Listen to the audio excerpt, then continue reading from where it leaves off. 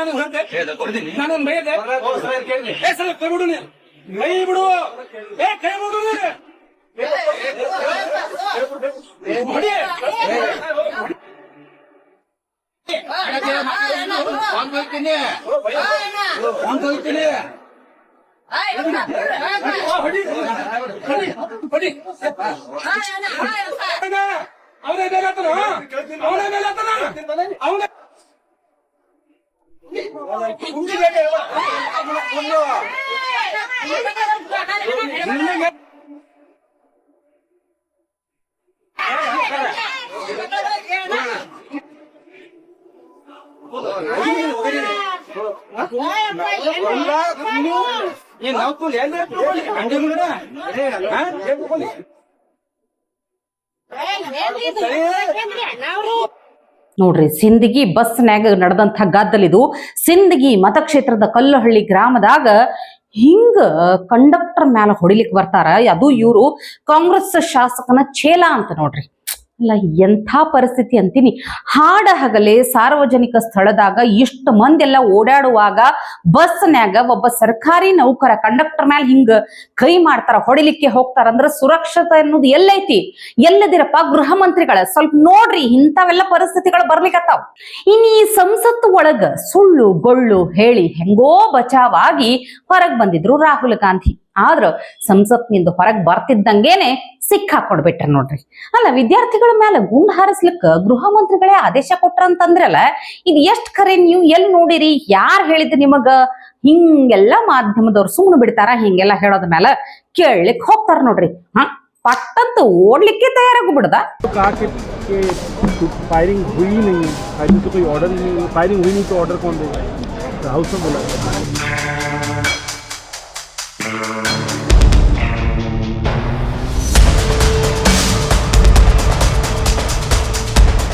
ಅದಕ್ಕ ಹೇಳಿದ್ರಿ, ಮಾಧ್ಯಮ ಪತ್ರಕರ್ತರು ಬಹಳ ಸ್ಟ್ರಾಂಗ್ ಇರ್ತಾರ. ಅವ್ರ ಕೈಲೇ ಸಿಕ್ಕಾಕೊಂಡ್ರೆ ಮುಗೀತ್, ತಪ್ಪಿಸ್ಕೊಳ್ಲಿಕ್ ಸಾಧ್ಯ ಇಲ್ಲ. ಆದ್ರೆ ರಾಹುಲ್ ಗಾಂಧಿ ಅವರನ್ನ ನೀವು ಗಮನಿಸ್ರಿ, ಲಕ್ಷ ಕೊಟ್ಟು ನೋಡ್ರಿ ನೀವು. ಅವ್ರು ಯಾವಾಗ ಅದಕ್ಕೆ ಪ್ರಿಪೇರ್ ಆಗಿರುವುದಿಲ್ಲ. ಏನೋ ಒಂದು ಕೇಳ್ತಾರಲ್ಲ ಪ್ರಶ್ನೆ, ಅದಕ್ಕ ಏನು ಹೇಳಕ್ ಹೊಳಿಯೋದೇ ಇಲ್ಲ, ಯೋಚನೆನೇ ಬರುವುದಿಲ್ಲ. ಹೆಂಗ್ ಆನ್ಸರ್ ಮಾಡ್ಬೇಕಂತ ಆಗಿರ್ತೈತ್ಲ, ಅವಾಗ ಒಂದು ಸಿದ್ಧ ಉತ್ತರ, ಸಿದ್ಧ ಪ್ರಶ್ನೆ ಇಟ್ಕೊಂಡಿರ್ತಾರೆ. ನೀವು ಬಿಜೆಪಿ ಸಪೋರ್ಟ್ರಾ ಅಂತ ಹೇಳಿ. पुलिस वाले घायल हुए थे, उनके परिवारों ने प्रेस कॉन्फ्रेंस की. बीजेपी का हो गया? नहीं, बीजेपी का नहीं, पुलिस वाले की जो परिवार वाले उन्होंने प्रेस कॉन्फ्रेंस की. ये बार बार बीजेपी का बोल देने का क्या मतलब है सर? ಇನ್ನು ಹೊಗಳಿಕೆ ಅನ್ಲಿಕ್ಕೆ ಎರಡು ಉದಾಹರಣೆ ದೃಶ್ಯಗಳನ್ನ ನೋಡ್ಬೇಕು ಇವತ್ತು ನೀವು. ಹೊಗಳಿಕೆ ಅನ್ನೋದು ನೋಡ್ರಿ, ಇನ್ಯಾರೋ ಮತ್ತೊಬ್ರಿಗೋ ಹೇಳಿ ಹೊಗಳ್ರಿ ಅಂತ ಹೇಳಿ ಇಂಥ ಪರಿಸ್ಥಿತಿ ಬರಬಾರ್ದು.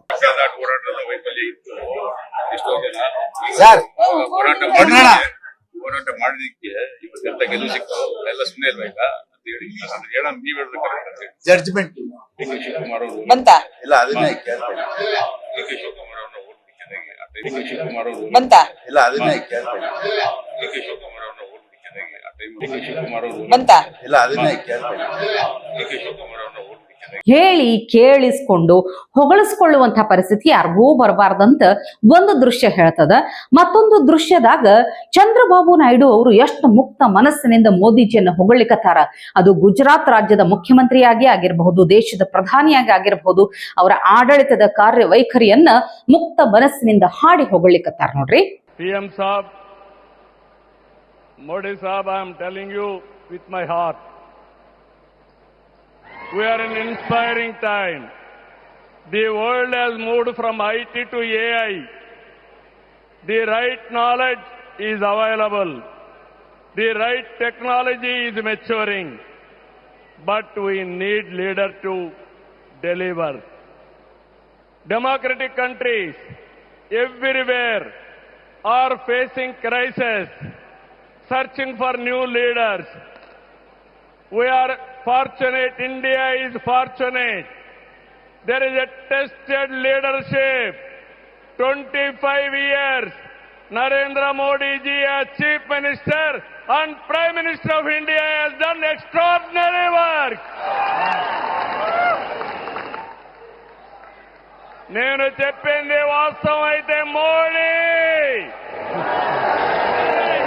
గట్టిగా చెప్పాలి. మోడీ ಮೋದಿಜಿ. ಹಂಗ ನೋಡಿದ್ರ ರಾಜಕೀಯದಾಗೂ ಆಗಿರ್ಬಹುದು, ವಯಸ್ಸಿನಾಗೂ ಆಗಿರಬಹುದು, ಚಂದ್ರಬಾಬು ನಾಯ್ಡು ಪ್ರಧಾನಿ ಮೋದಿ ಅವರಿಗಿಂತ ಸ್ವಲ್ಪ ದೊಡ್ಡವ್ರೆ ಅಂತ ಕಾಣತದ. ಆದ್ರೂ ಇಷ್ಟು ಮುಕ್ತ ಮನಸ್ಸಿನಿಂದ ಹೊಗಳಿಕತ್ತಾರ ಅಂದ್ರ ಇದು ಪಕ್ವ ರಾಜಕೀಯ ಅಂತ ಅನಿಸ್ತದ.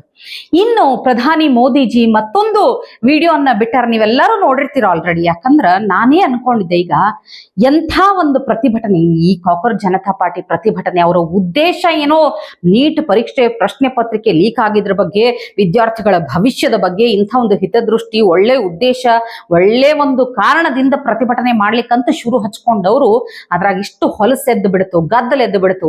ಅದ್ರಾಗ ಪ್ರಧಾನಿ ಮೋದಿಜಿಗೆ ಈ ತಿಳಿಲಾರ್ದವು ಏನು ಸುಮ್ಮನ ಕೆಟ್ಟ ಕೆಟ್ಟ ಪದಗಳಿಂದ ಬೈದಿದ್ದಾಗಿರಬಹುದು. ಇದನ್ನೆಲ್ಲ ನೋಡಿ ನಮಗೆ ಇಷ್ಟು ಗಾಬರಿ ಆಗಿತ್ತು, ಮನಸ್ಸಿಗೆ ನೋವಾಗಿತ್ತು.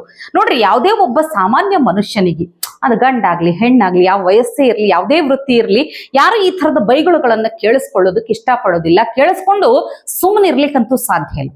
ಆದ್ರ ಪ್ರಧಾನಿ ಮೋದಿಜಿ, ನಮ್ಮ ಹೆಮ್ಮೆಯ ಪ್ರಧಾನಿ ಮೋದಿಜಿ ಸಾಮಾನ್ಯರಲ್ಲ, ಹೌದಿಲ್ಲ ಹೇಳ್ರಿ. ಅದಕ್ಕೆ ಅಂತಹ ಅಸಾಮಾನ್ಯ ಗ್ರೇಟ್ ಮನುಷ್ಯ ಅಂತ ಹೇಳೋದು. ಅದಕ್ಕೆ ಏನ್ ಹೇಳ್ತಾರ ಅವರು, ಎಲ್ಲ ತಪ್ಪು ಮಾಡಿದವರು ನಮ್ಮವ್ರು ಅದಾರ, ಹೋಗ್ಲಿ ಬಿಡ್ರಿ, ಕ್ಷಮಿಸ್ಬಿಡೋಣ. ಯಾಕಂದ್ರ ಒಂದು ತಿಳಿಯದ ವಯಸ್ಸಿರ್ತೈತಿ, ಆ ವಯಸ್ಸಿನಾಗ ತಪ್ಪು ಮಾಡ್ತಿರ್ತಾರ. ನಾಲ್ಗಿನೂ ನಮ್ದೆ, ಹಲ್ಲೂ ನಮ್ದೆ, ಮಾತಾಡುವಾಗ ನಾಲ್ಗೆ ಅಡ್ಡ ಬಂದ್ರ ಸುಮ್ನ ಏನ್ ನಾಲ್ಗಿ ಕತ್ತರಿಸ್ಲಿಕ್ಕೆ ಆಗ್ತದ, ಅಥವಾ ಹಲ್ಲೂ ನಮ್ದೆ. ಹಿಂಗಾಗಿ ನಮ್ಮವ್ರಿಗೆ ಶಿಕ್ಷೆ ಕೊಡೋದು ಬೇಡ, ಅವ್ರನ್ನ ಕ್ಷಮಿಸ್ಬಿಡೋಣ ಅಂತ ಹೇಳಿದ್ರು. ಇವ್ರು ಹೇಳೋದ ಮೇಲೆ ಈಗ ಬಹಳಷ್ಟು ಕೊಳಕ ಅರಿಷ್ಟಗಳು ಏನೋ ಕ್ಷಮೆ ಕೇಳಿ ವಿಡಿಯೋ ಮಾಡ್ಯಾವ. ಅಂಥದ್ದನ್ನ ನಾನು ಎಂಟರ್ಟೈನ್ ಮಾಡ್ಲಿಕ್ಕೆ ಹೋಗೋದಿಲ್ಲ, ಅದನ್ನ ನೋಡೋದು ಬೇಕಾಗಿಲ್ಲ. ಆದ್ರೆ ಈ ಹೋರಾಟ ಅದಲ್ಲ, ಇನ್ನು ಮುಂದಾದ್ರೂ ಈ ಹೋರಾಟ ಒಂದು ಪಾಠ ಆಗಬೇಕು. ಇನ್ನು ಮುಂದಾದ್ರೂ ಯಾವುದೇ ಒಂದು ವಿಷಯದ ವಿರುದ್ಧ ಧ್ವನಿ ಎತ್ತಬೇಕು, ಯಾರ ವಿರುದ್ಧ ಪ್ರತಿಭಟನೆ ಮಾಡ್ಬೇಕಂದ್ರ ಒಂದಲ್ಲ 10 ಸಲ ವಿಚಾರ ಮಾಡ್ಬೇಕು. ಯಾಕಂದ್ರ ಈ ಯುವತಿ ಮಾತು ಕೇಳಿ ಒಂಥರ ಬಹಳ ಮನಸ್ಸಿಗೆ ಹತ್ತಿತ್ತು. ಪಾಪ ಅವರ ಪೊಲೀಸ್ ವೃತ್ತಿನಾಗ ಇದ್ದಂಥವ್ರು ಇಷ್ಟು ಇಂಥ ಪರಿಸ್ಥಿತಿಯಲ್ಲಿ ವೃತ್ತಿಪರತೆಯನ್ನ ಮೆರೆದು ಕುಟುಂಬದವ್ರು ಕಷ್ಟ ನೋಡ್ಲಿಕ್ಕೆ ಆಗಲಾಗ್ಯದ. ಅವ್ರು ಇಂಥ ಪರಿಸ್ಥಿತಿಗೆ ಬಂದಾರ, ಇಷ್ಟು ಪೆಟ್ಟಾಗೈತೆ ಅವ್ರಿಗೆ. ಹೊಳ್ಳಿ ಇವ್ರನ್ನ ಮರ್ದಿನ ಟಿವ್ಯಾಗ ಅಪರಾಧಿಗಳಂಗ ಬಿಂಬಿಸಿದ್ರೆ ಏನ್ ಮಾಡ್ಬೇಕು ಹೇಳ್ರಿ. ಅದಕ್ಕೆ ಹೇಳಿದ್ರಪ್ಪ, ಒಂದಲ್ಲ 10 ಸಲ ವಿಚಾರ ಮಾಡ್ಬೇಕಂತ ಹೇಳಿ. My name is Kunjal. I am a student of DU. My father is a SI in Delhi Police. मेरे बाबा पुलिस में आने से पहले मेरे फादर इंडियन नेवी में मैरीन कमांडो थे. उन्होंने इंडियन नेवी को अपने 15 साल दिए हैं. My father was at main protest site. He was at the front line near the barricades, जहाँ पर बहुत सारा क्राउड था. मेरे पापा जब भी रात में घर आते थे तो वो बोलते थे कि अब ये प्रोटेस्ट स्टूडेंट प्रोटेस्ट नहीं लग रहा है, इसमें बहुत सारे एंटी सोशल एलिमेंट्स जुड़ चुके हैं. उसके अगले दिन ही 25 तारीख को my father was pulled bye a crowdy mob and he was almost lynched near the stage of Jantar Mantar. This happened on 25th and around 2 PM. He was unconscious at the RML hospital for about 4 hours. रात को 10 बजे के करीब पापा के colleagues उन्हें घर लेके आए और उनकी यूनिफॉर्म पूरी खून से लाल थी. उन्हें ऐसे देख के हमारे लिए बहुत पेनफुल था. हमने जब उनसे पूछा कि पापा ये कैसे हुआ, तो उन्होंने बताया कि बेटा कोई बात नहीं, ड्यूटी के टाइम पर छोटी मोटी चोटें लगती रहती हैं, पर मतलब उनके सर पे 4 टाके आए हुए थे जो कि छोटी मोटी चोट नहीं थी. वो रात हमारे लिए बहुत मुश्किल थी. और जब मैंने सोशल मीडिया खोल के देखा तो सोशल मीडिया पे मेरे ही पापा को क्रिमिनल बता रहे थे. और उसके अगले दिन ही जब मुझे पता चला कि जिन लोगों ने मेरे फादर पे अटैक किया था वो लोग सुप्रीम कोर्ट जा रहे हैं अपना क्राइम वाश आउट करने, और उन्हीं के खिलाफ कंप्लेंट करने के लिए, सारे पुलिस वालों के खिलाफ कंप्लेंट करने के लिए मुझे बहुत बुरा लगा. और मुझे लगा कि मुझे भी जाना चाहिए अपने फादर की जस्टिस के लिए. और मुझे बाकी पुलिस फैमिलीज का भी साथ मिला.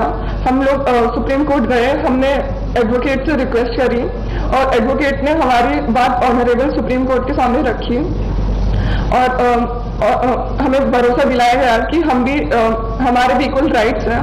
As a citizen of this country और हमें भी जस्टिस मिलेगा। ಹೋಗ್ಲಿ ಬಿಡ್ರಿ, ಇಷ್ಟು ಭಾರವಾದ ಮನಸ್ಸಿನಿಂದ ಕಾರ್ಯಕ್ರಮ ಮುಗಿಸ್ಲಿಕ್ಕೆ ಮನಸ್ಸಾಗ್ಲಿಕ್ಕತ್ತಿಲ್ಲ. ಇವತ್ತು ವೀಕೆಂಡ್ ಬೇರೆ ಅದ. ಕೊನೆಯದಾಗಿ ಇಂಥವ್ರೊಬ್ರು ಇದ್ರ ಸಾಕು ನಮಗೆ ಎಂಟರ್ಟೈನ್ಮೆಂಟ್ ಕೊಡ್ಲಿಕ್ಕೆ ಪ್ರಿಯಾಂಕಾ ಗಾಂಧಿ ಅವ್ರದ್ದು ಒಂದು ವಿಡಿಯೋ ಸಿಕ್ಕಾಪಟ್ಟೆ ಟ್ರೋಲ್ ಆಗ್ಲಿಕ್ಕತ್ತದ. ಭಾರಿ ಮಜಾ ಅದ, ನೋಡ್ಬೇಕು ನೀವು. जिस तरह से ये घोटाले पे घोटाला होता जा रहा है, जिसकी बड़ी लंबी लिस्ट है यहाँ मेरे पास, निकालते हूँ क्योंकि इतनी लंबी है कि इतने सारे याद भी नहीं रह पाते।